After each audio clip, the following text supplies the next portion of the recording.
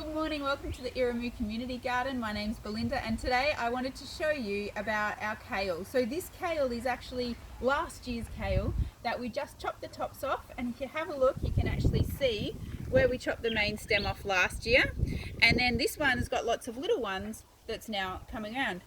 This guy here, we didn't actually chop the stem and we've got the main head coming out again. So you can actually leave your kale and your broccoli, your cauliflower and even your cabbages in the ground just as a stem over summer, and they'll come back the next autumn.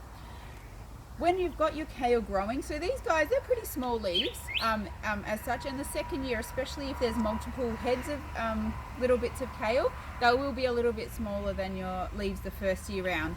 But what you can do, I'm just going to talk you through this because I don't have the recipe out here, but when we break it, we break off our kale leaves individually, and we can actually then break the stem off. So the stem's quite hard when you are cooking it, so you break the stem off just by pulling it out of the middle and break it up into pieces.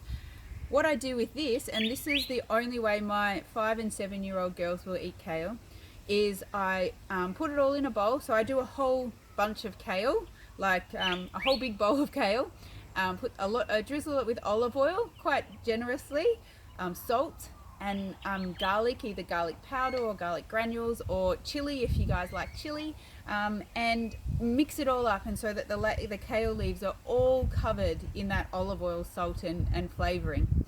Once you've done that, make sure your oven's at about 140 degrees, so it's a very cool oven, and we want to bake the chips for about half an hour. And you'll know when they're ready, they'll still be green, but they'll be nice and crispy.